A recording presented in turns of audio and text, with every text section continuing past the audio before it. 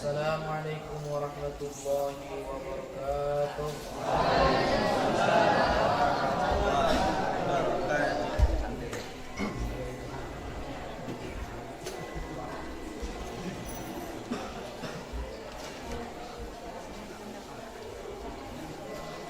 A'udzu billahi minasyaitonir rajim. Bismillahirrahmanirrahim. Alhamdulillahi rabbil alamin.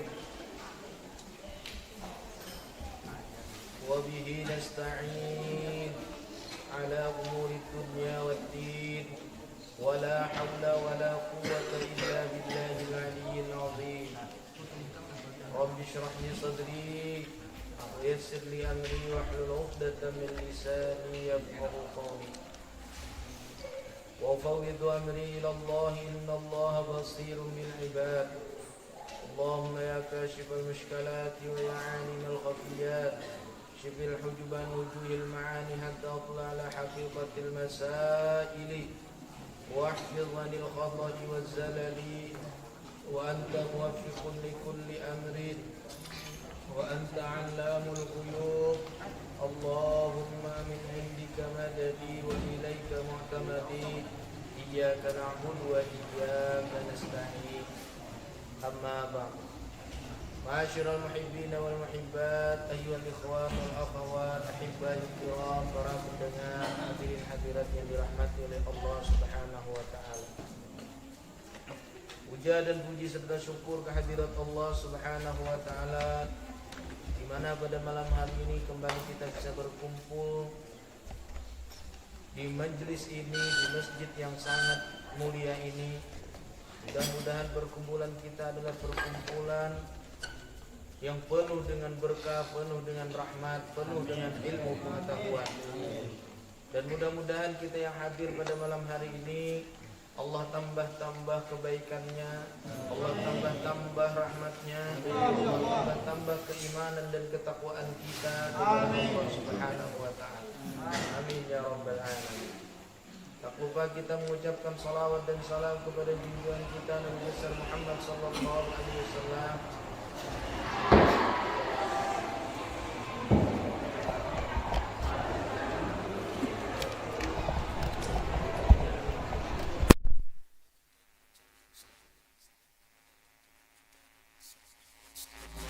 Alaihi wasallam serta keluarga, sahabat dan seluruh pengikut beliau ila yaumil qiyamah.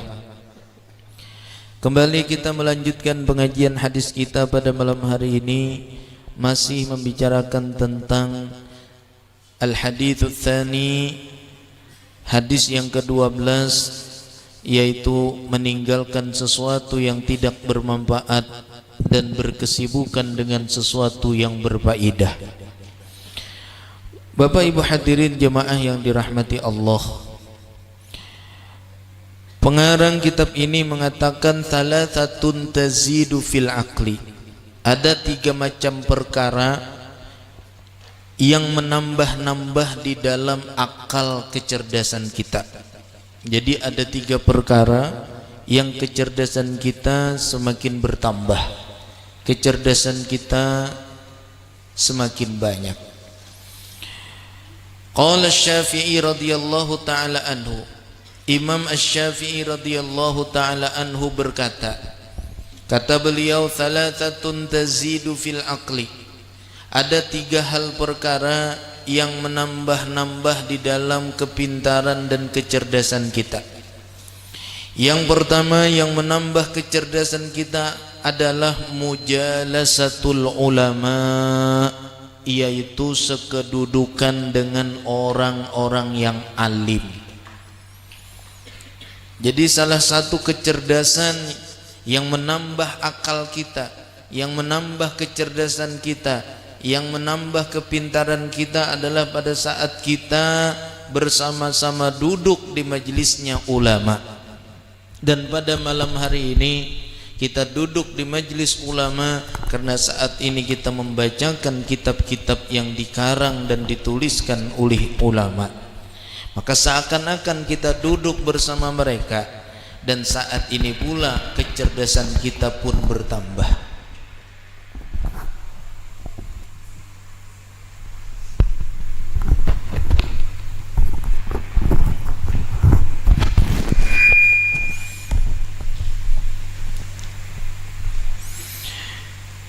Kecerdasan kita semakin bertambah adalah ketika yang pertama kita jalankan senang, suka duduk di majelisnya orang alim.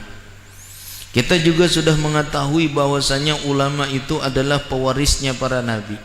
Sebagaimana Rasulullah mengatakan, al-ulama warathatul anbiya. Ulama itu adalah pewarisnya para nabi.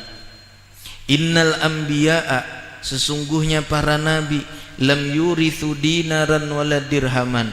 Para nabi itu tidak mewariskan dinar, tidak mewariskan dirham.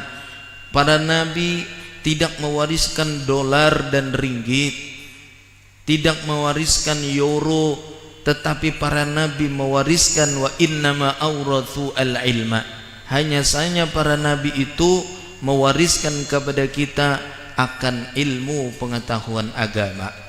Maka apabila kita ingin mendapatkan bahagian daripada warisannya para nabi, maka duduklah di majlisnya orang alim. Karena di majlis orang alim itulah warisan Nabi kita sallallahu alaihi wasallam bisa kita dapatkan.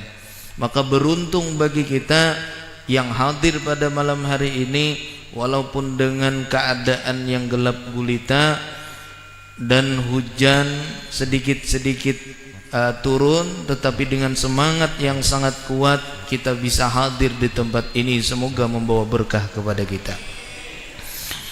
Yang kedua yang menyebabkan akal kita bertambah, kecerdasan kita semakin tinggi adalah wa mujalasatus sholihin, yaitu sekedudukan dengan orang-orang yang saleh, sekedudukan dengan orang-orang yang baik, sekedudukan dengan orang-orang yang taat.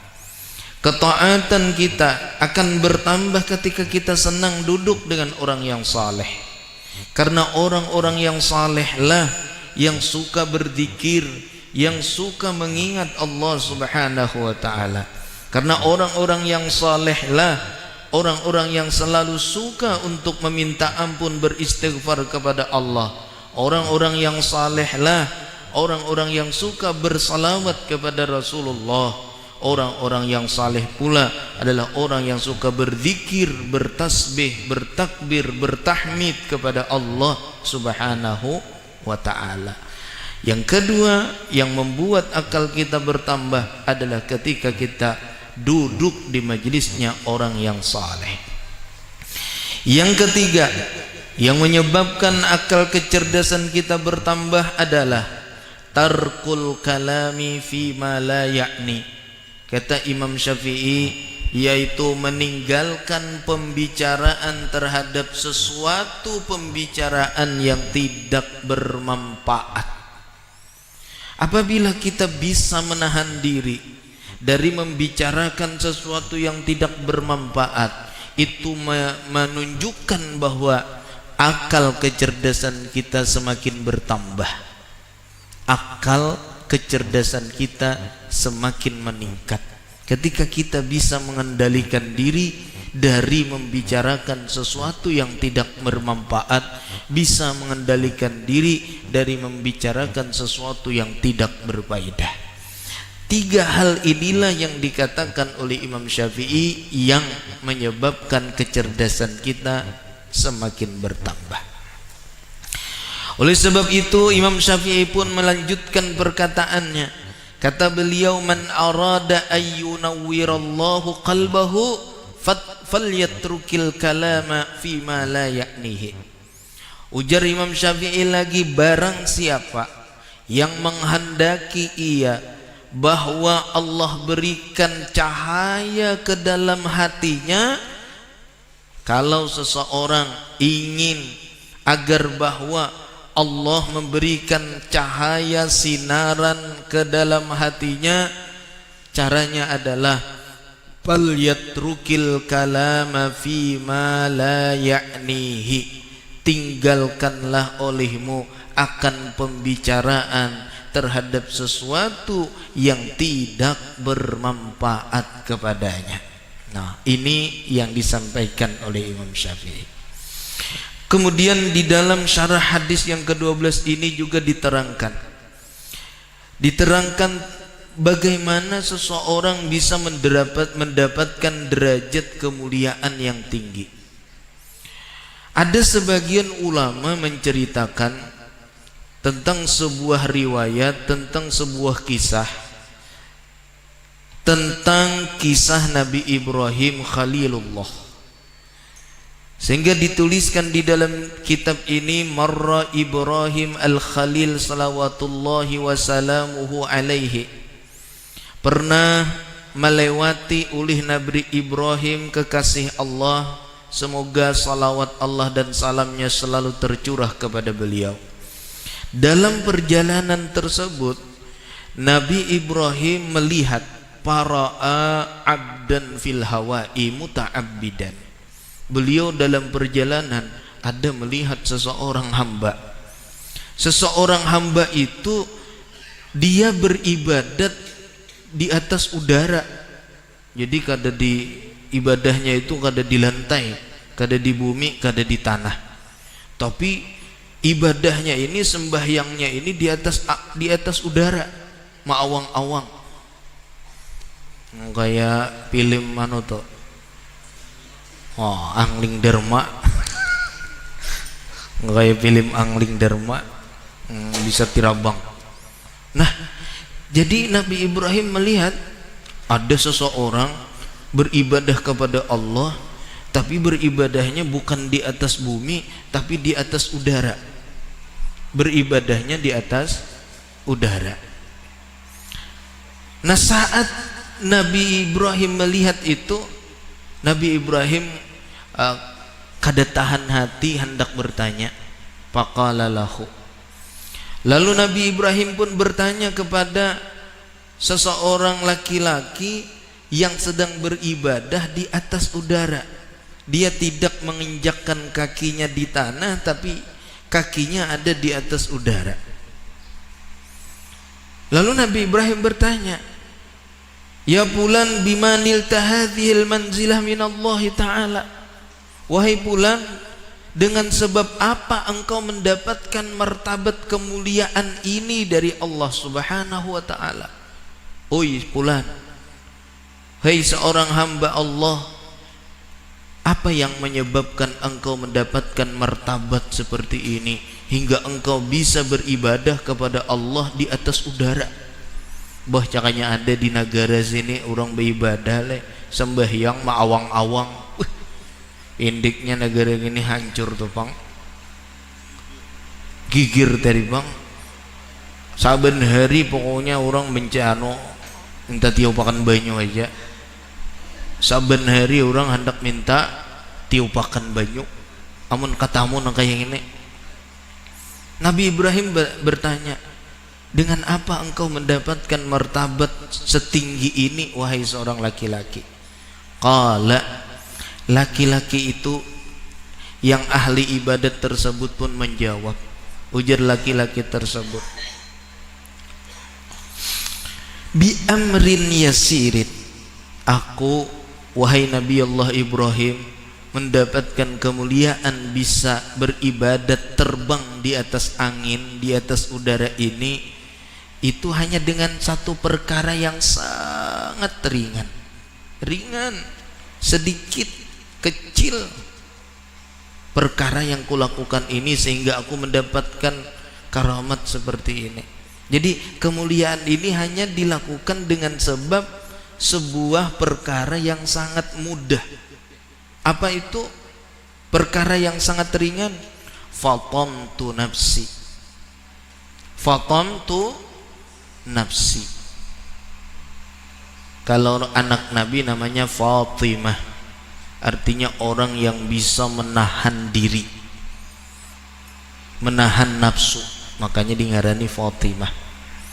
Fatamtu nafsi, aku cuma melakukan perkara bagaimana caranya aku mencegah nafsuku dari menginginkan dunia. Itu aja. Mana'tuha anid dunya. Jadi fatamtu nafsi maksudnya mana'tuha anid dunya. Aku cegah akan nafsuku dari cenderung terhadap dunia. Itu aja caranya hendak beribadat, terbang di atas udara. Apa tadi? Mencegah nafsu dari cinta cenderung menginginkan terhadap dunia.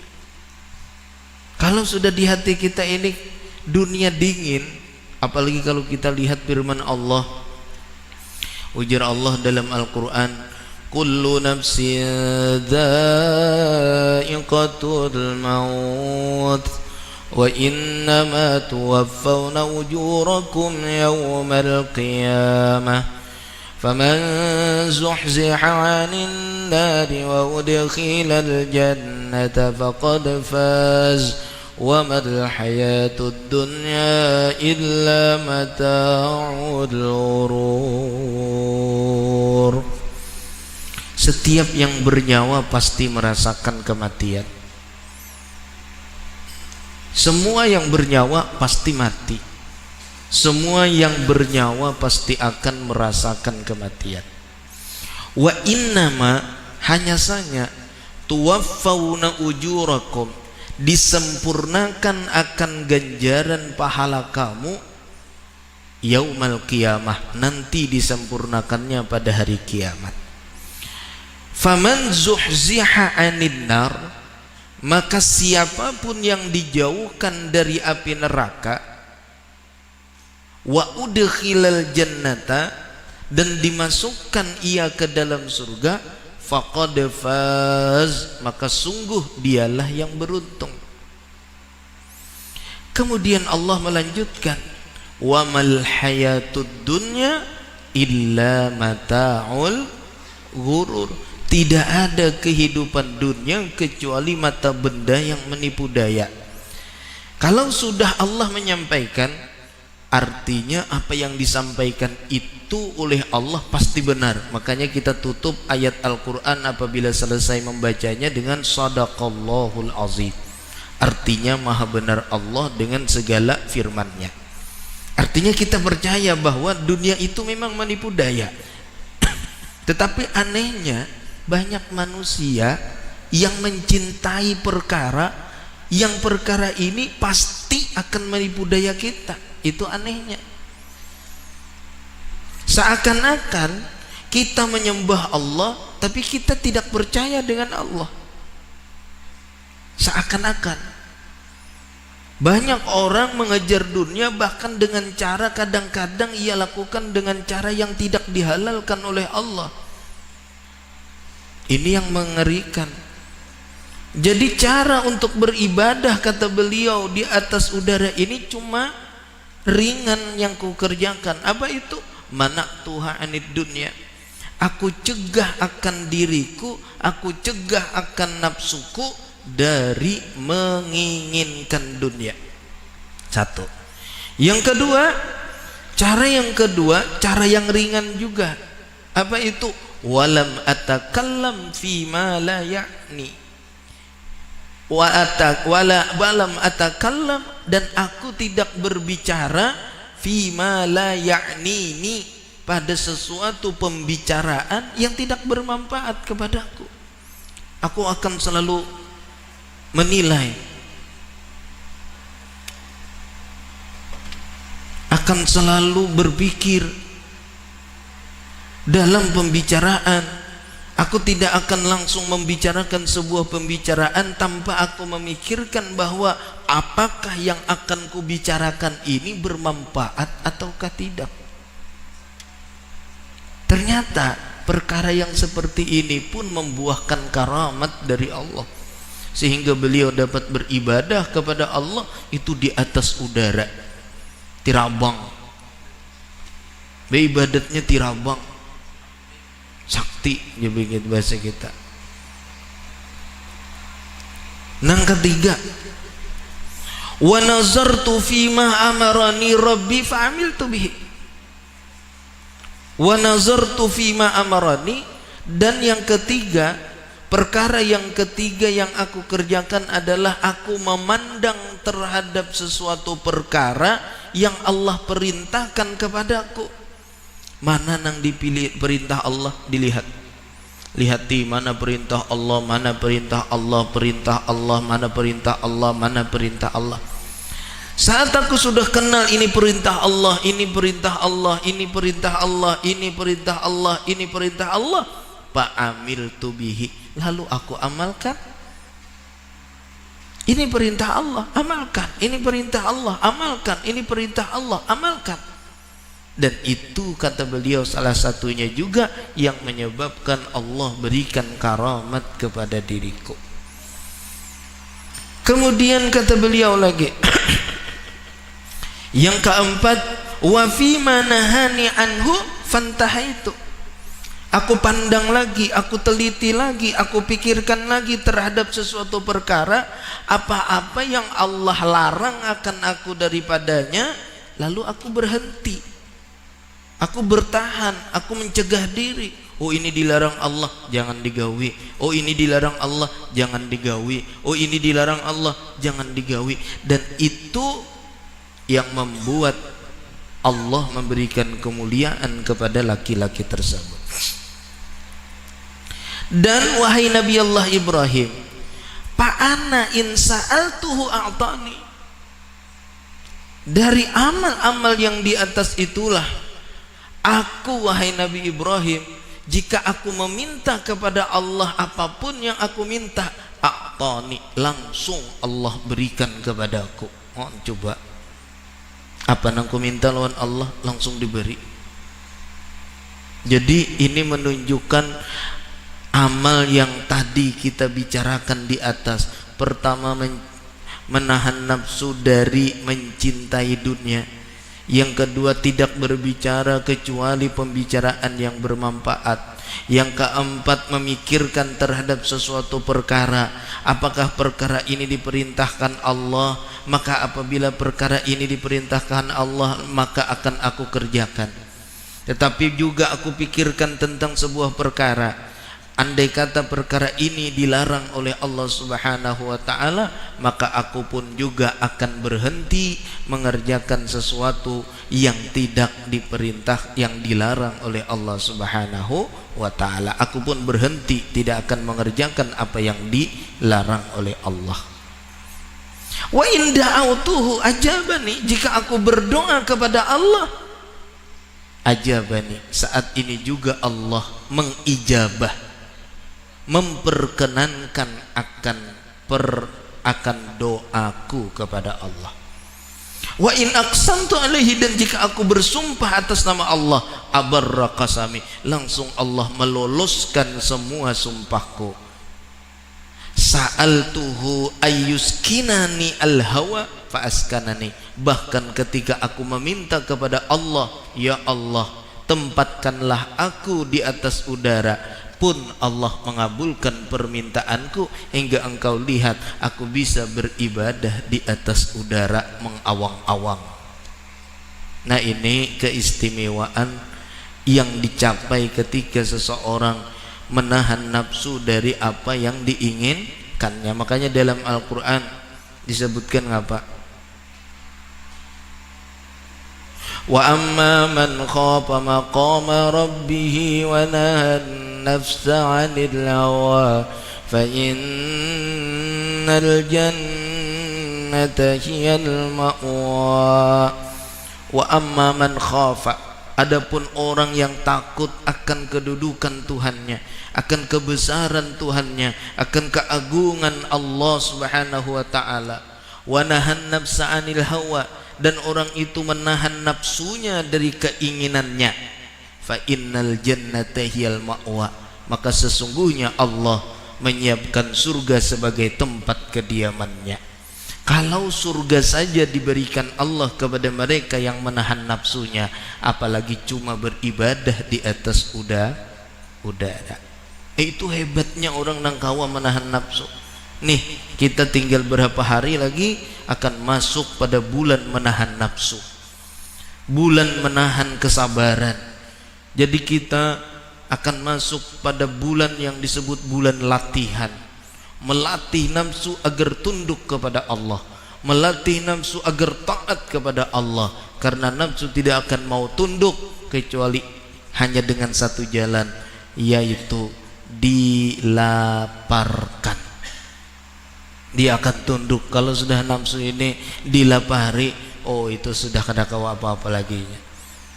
Tunduklah sudah nafsu. Jadi kalau orang nafsunya tinggi, bawa puasa, dia akan menurun. Orang nafsunya tinggi, tinggal puasa, nafsunya akan menurun.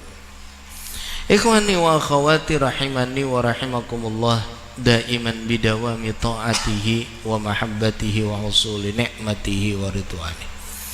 Sehingga cerita yang seperti ini pun terjadi, pernah diriwayatkan oleh Wahab bin Munabbah, karena fi Bani Israel rajulani, dahulu pernah terjadi di negeri Bani Israel ada dua orang laki-laki, balagat bihima ibadatuhuma an masyaya alal ma'i, hingga dua orang laki-laki itu sampailah dengan kedua orang laki-laki tersebut oleh ibadahnya tersebut membawa hingga ia diberikan kemuliaan oleh Allah dapat berjalan di atas air. Kawa dengan apa ngarannya ibadah yang mereka lakukan, dua orang Bani Israel tadi beribadah kepada Allah, saking gigihnya beribadah, saking kuatnya beribadah kepada Allah, akhirnya orang ini pun bisa mencapai sebuah kemuliaan, yaitu dapat berjalan di atas air. Nah, ketika dua orang laki-laki itu bisa berjalan di atas air, fabainamahuma yamshiyani fil bahri, ketika keduanya sudah bisa berjalan di atas banyu, ini lautan, di atas lautan tuh beratan isinya banyu aja, tapi orangnya berjalan aja di atas banyu, kada tinggalam, kada basah. Tiba-tiba idhuma, ketika keduanya berjalan di atas air, tiba-tiba ia ketemu dengan seorang laki-laki birajulin yamshi fil hawa. Ada laki-laki yang lebih hebat lagi. Kalau yang berdua ini bisa berjalan di atas air, yang satunya lagi bisa terbang. Oh, ini bahasa saktian aja nih. Yang satu nih berjalan di atas banyu, yang satu pulang berjalan di atas angin, di atas udara. Wah, ini adu nih, adu kesaktian.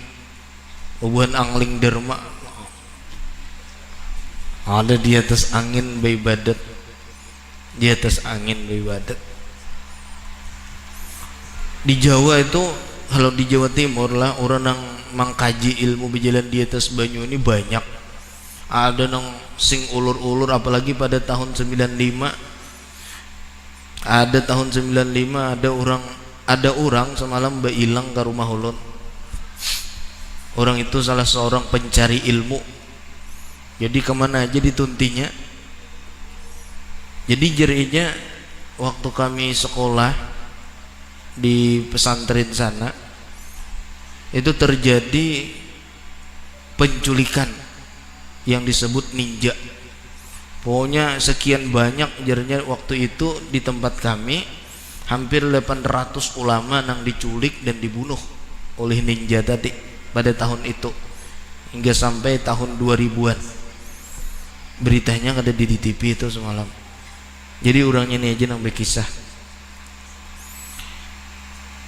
Akhirnya guru-guru yang ada di Jawa Timur, Jawa Tengah, Jawa Barat ini berkumpul ngapa? Berkumpul ke sebuah pesantren, dan di sana digembleng percuma, kada bebayaran. Pokoknya ilmu-ilmu yang ada di Jawa itu, baik nang berjalan di atas udara, baik nang berjalan di atas ranting pohon, baik nang berjalan di atas daun, berjalan di atas banyu, dilajari beritaan. Oh, amalannya ini jarinya luar biasa. Pokoknya beritaan ini sakti. luluslah jar ulun anunya pengajiannya. Inggih lulus guru ay. Ulun aja dapat menangkap ninja tuh 2. Ninja yang ini mbah didapat jadi orang gila. Bila dapat orang gila, bila dapat jadi orang gila. Kayak model ada nang menyetir dari belakang jadinya. Mbahnya dapat gila, mbahnya dapat gila. Maka ninjanya sakti juga. Kau berjalan di atas apa ngarannya tali halus, kau berjalan di atas daun, kau berjalan di atas udara, kau berjalan di atas banyu, kau bisa berhilang. Tapi kamu ditangkap. Setelah buahnya ini sama-sama belajar. Nang belajar nih lulus. Cuma guru ajarnya. Setelah kami lulus dan ulun sudah lulus mendapatkan ilmu itu nang sakti-sakti itu. Ilmu nang sakti-sakti tadi nang kayak gini juga. Ulun sembahyang itu kada pernah khusyuk. Jarinya ulun kada pernah khusyuk lagi. Sembahyang itu sudah kada nyembah Tuhan lagi, tapi menyembah kesaktian. Amalannya banyak, dibaca tengah malam. Pokoknya bilanya sudah jam 12, jam 1 tuh kada beguringan lagi, spesial baca wiridnya aja lagi. Wirid untuk kesaktian tadi. Hanya wirid untuk kesaktian tadi, apabila sudah lulus itu langsung berhasil. Perjalanan waktu jadinya akhirnya sampainya diam di Batu Licin. Orangnya tinggal di Batu Licin, lalu membuka majelis, banyak muridnya. Akhirnya apa? Mendengar akan tarekat Tijaniyah. Ada yang menyampaikan tentang tarekat Tijani yang aku jadinya kada pernah mendengar juga. Di Jawa itu ada, padahal di Jawa banyak, cuma inya kada mendengar. Akhirnya apa? Dipelajari kitab tadi. Sampailah datang kan ulun di Walangko, Bailang. Mulai Batu Licin naik kendaraan, naik motor, naik sepeda motor sampai ke rumah.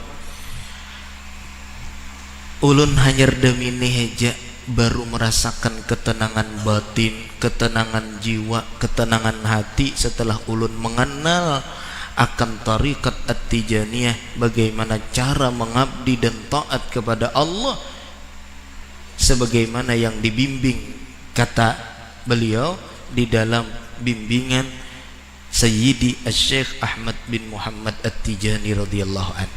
Dan orangnya akhirnya masuk tarikat Tijani bersama seluruh murid-muridnya. Dan akhirnya ada lagi yang hendak masuk dan mengundang ulun ke sana, cuma ulun sampai saat ini belum bisa lagi mengabulkan karena waktunya, keadaannya ini belum bisa memungkinkan. Karena insyaallah mungkin ulun akan kunjung ke tempat sana, ke Batu Licin setelah hari raya insyaallah kalau Tuhan mengizinkan.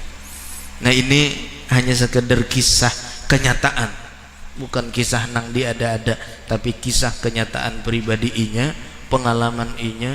Ternyata kesaktian itu kada ada apanya ketika orang bisa istiqamah dalam istighfar, istiqamah dalam salawat, istiqamah dalam zikir. Jadi kalau bicara sudah nang kisah sakti-sakti itu kada payu lagi. Lawan inya tuh kada payu lagi. Nang tahan ditimbak ada tak, kada apa-apa.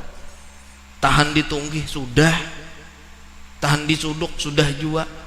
Kada artinya apa, pakai ngapa hidup? Ujungnya mati juga beritaan. Sataguh-taguhnya manusia mati, satahan-tahannya timbak manusia mati. Terus apa nang dibawa?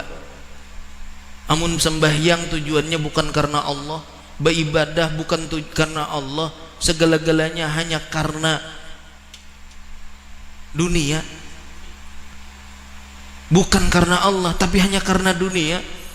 Ingin dipuji orang, ingin kemasyhuran, ingin disebut sebagai orang hebat, ingin disebut sebagai orang sakti. Apa nang didapat?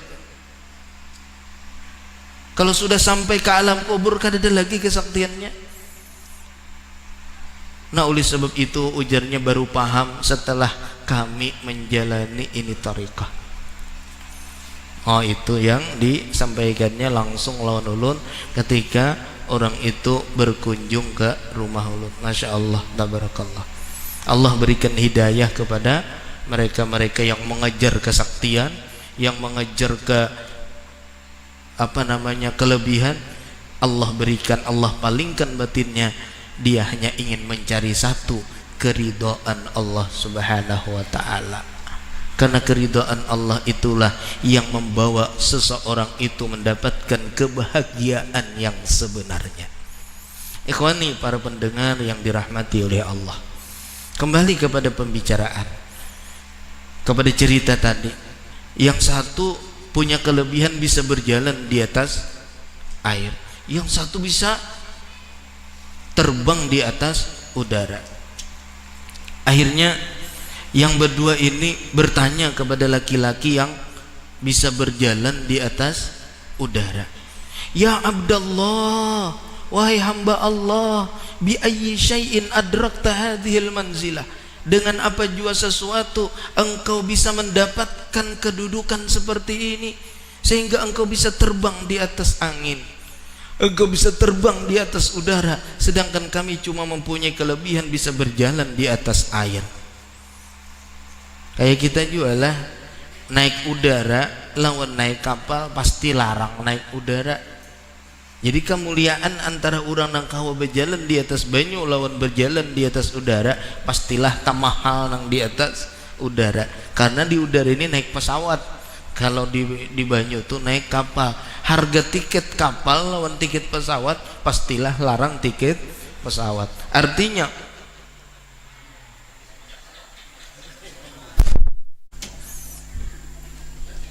nginum aja lah.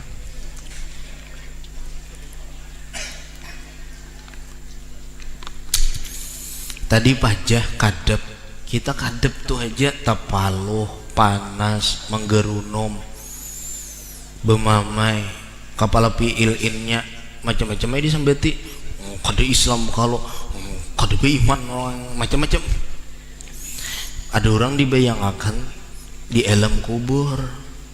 Kalau kadep nang kayak gini aja kita bemamai, keluh kesah gelisah kayak apa nang sempit.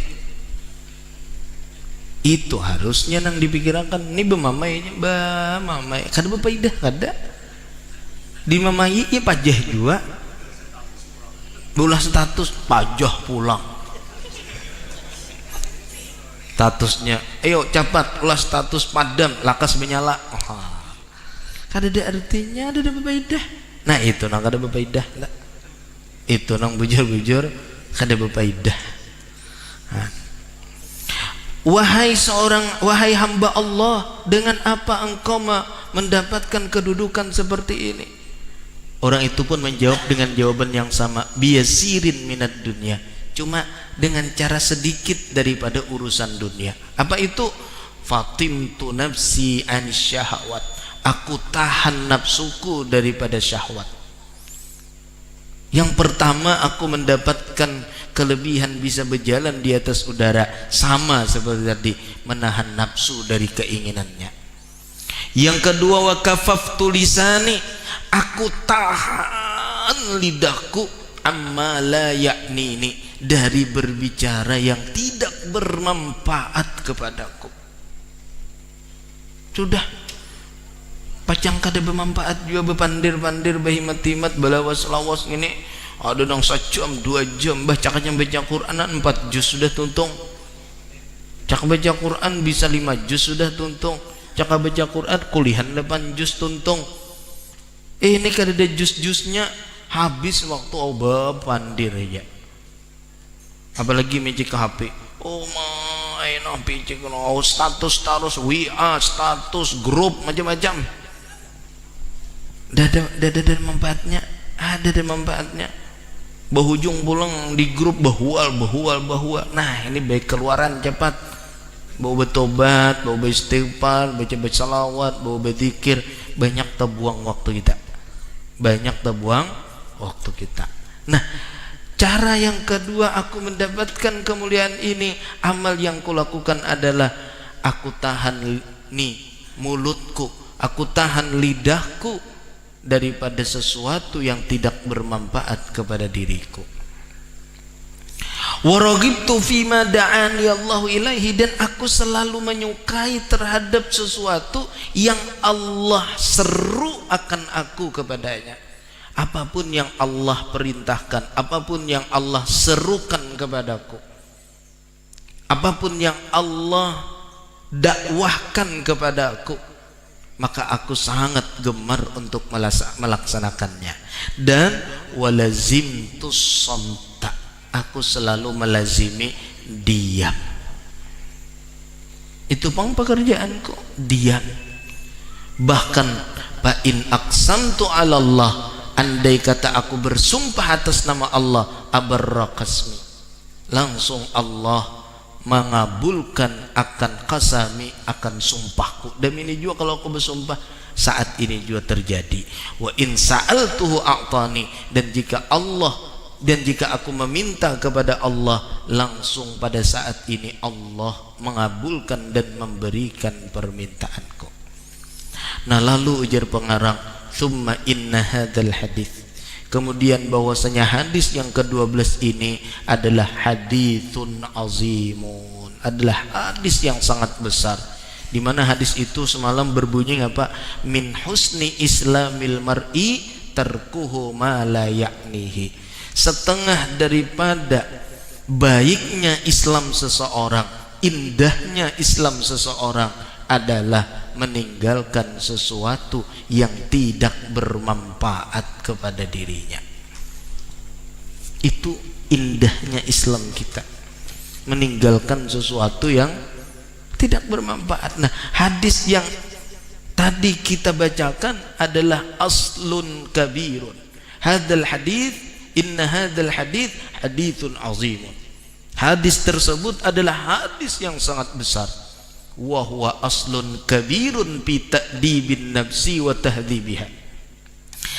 Dan hadis tersebut adalah hadis yang menjadi asal yang sangat besar di dalam memberikan adab terhadap nafsu dan memberikan didikan terhadap nafsu.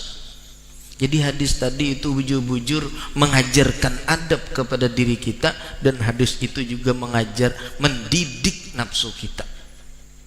Min husni islamil mar'i tarkuhu ma la ya'nihi. Bawa bulik di rumah ini selamat kita. Sebuting hadis ini bawa bulik nah.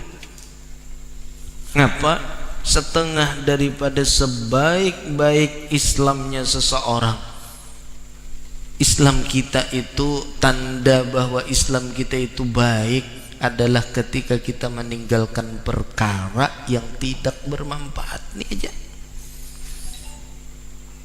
Ini kadek jook mencari kawan, bayi bangun kuring kaholo kahilir jingok jalan ke situ mencari kawan pandir. Ada faedah lalu. Ini andai ini hadis ini jadi pedoman kehidupan kita, maka kita berkah di sisi Allah. Ya mudah-mudahan kita kawa mengamalkannya. Tunggal dikitan kada kawa bang langsung pol, ada kawa juga kita langsung pol. Oh, ada bepandir lagi lawan orang. Nah, jurang ada kerasukan saya. Anjir aja jurang nih. Mbah datang di Masjid Haji Bukti ini, Bang.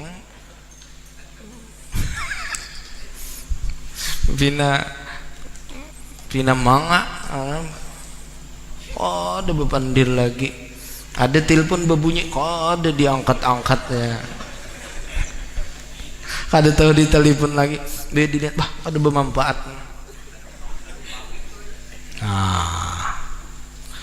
Berhabisan sekalinya. Himpun kada diangkat lagi, apa kada digawi lagi.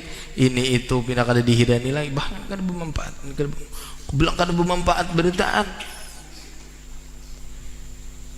On diitihi juga nang bermanfaat mana, nang kada bermanfaat mana. Kemudian hadis ini kata beliau adalah hadis yang sangat besar. Hadis ini adalah asal yang sangat besar di dalam memberikan adab kepada diri kita dan mendidik diri kita anir radhaili wan naqais, dari segala radhail wan naqais, kekotoran dan segala kekurangan. Wa tarku ma la jadwa fihi wala naf'a. Dan hadis ini pula mengajarkan kepada kita untuk meninggalkan sesuatu yang tidak ada faedahnya, sesuatu yang tidak ada manfaat yang tidak ada manfaatnya. Ikhwani wa akhwati rahimani wa rahimakumullah, daiman bidawami ta'atihi wa mahabbatihi wa husuli ni'matihi wa ridwani. Habis sudah syarah penjelasan tentang hadis yang ke-12, kita masuk kepada hadis yang ke-13, yaitu al-haditsu tsalits asyar min alamati kamalil iman hubbuka al khaira lil muslimin. Insyaallah kita sambung kaina imbah bulan puasa. Hendak disambung ini panjang benar, sejam pulang bisa jam 11. Mudah-mudahan ada manfaatnya. Kawa kita pulang berhadir panjang umur. Mudah-mudahan disampaikan bulan Ramadan, selesai bulan Ramadan, mudahan sampai bulan Ramadan berikutnya. Mudah-mudahan kalau sampai bulan Ramadan berikutnya, mudahan sampai pulang bulan Ramadan selanjutnya dalam keadaan sehat, dalam keadaan bahagia, dalam keadaan dijauhkan dari bencana, dijagakan oleh Allah iman kita, dijagakan oleh Allah Islam kita, dijagakan oleh Allah keluarga kita, dijagakan oleh Allah istri dan anak kita serta suami bagi perempuan, dan mudah-mudahan pula Allah Subhanahu wa taala mengampuni segala kesalahan kita dan menerima segala amal-amal kebaikan kita, dan mudah-mudahan kedua orang tua kita dikasih sayangi oleh Allah, dirahmati oleh Allah. Bagi kedua orang tuanya yang sudah meninggal dunia, mudah-mudahan Allah luaskan kuburnya, Allah lapangkan kuburnya, Allah ampuni segala dosanya, Allah terima segala kebaikannya, dan mudah-mudahan Allah berikan keluasan di dalam alam akhirat, dan mudah-mudahan keluarga-keluarga yang sudah meninggal dunia dimasukkan oleh Allah ke dalam surga bersama Nabi kita Muhammad sallallahu alaihi wasallam, ma'an nabiyyin was-siddiqin wasyuhada was-salihin wa hasuna ulaika rafiqa. Hanya ini yang bisa ulun sampaikan. Salah dan hilaf mohon dimaafkan. Sebelum ditutup pengajian pada malam hari ini, Al-Fakir minta ampun dan maaf andai kata di dalam pembicaraan selama ini ada menyinggung perasaan sampian para pendengar berataan, sedikiranya untuk membukakan pintu ampun yang sebesar-besarnya. Karena kita akan masuk bulan Ramadan, mari kita saling memaafkan, beri rilaan agar kita masuk di dalam bulan suci, kita masuk dalam keadaan suci, bersih dari segala dosa, agar kita mudah untuk mengisi bulan Ramadan dengan ibadah kepada Allah Subhanahu wa taala dengan sebaik-baiknya. Semoga selalu berada di dalam bimbingan Rasulullah sallallahu alaihi wasallam. Amin ya rabbal alamin. Wabillahi taufiq wal hidayah. Assalamualaikum warahmatullahi wabarakatuh. Al-Fatihah.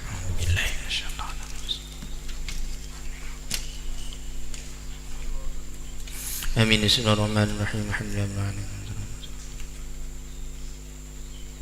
Rabbana zalamna anfusana. Allahumma shalli ala sayyidina Muhammad